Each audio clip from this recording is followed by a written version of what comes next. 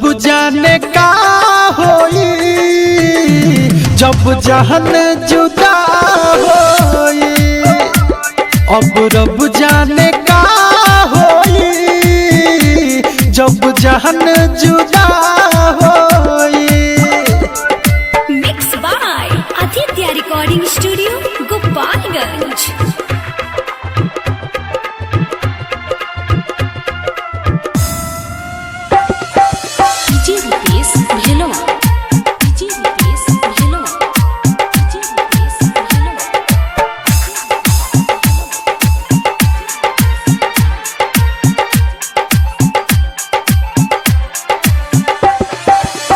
चोहनी जकरा केहू करतावे शादी हो लगता कि अब हमर होई बर्बादी हो।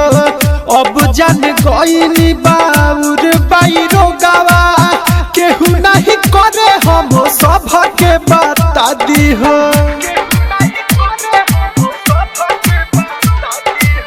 चोहनी जकरा केहू करतावे शादी हो लगता कि अब हमर होई बर्बादी हो। अब जान गईनी बाउर बाईरो गवा केहू नहीं करे हम सब के बता दी हो। मोर जागल नसीब सोई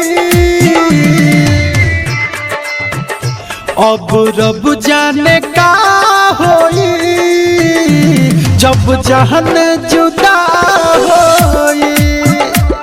अब रब जाने का होई जब जहान जुदा होई।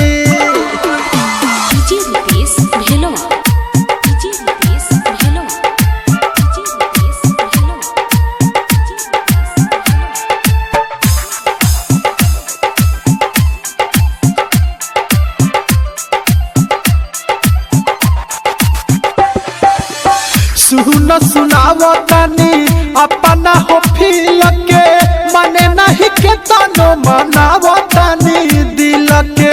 भूल जइहो हम के कही के गइल ऐसे सनाथ हो अकेले में मिल के।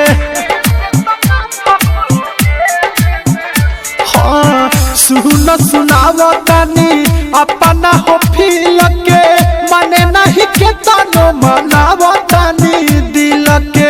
भूल जइहो हम के कही के गइल ऐसे सनाथ हो अकेले में मिल के।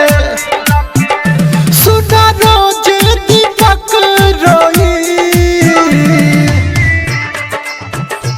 अब रब जाने का होई जब जहान जुदा होई। अब रब जाने का होई जब जहान जुदा हो।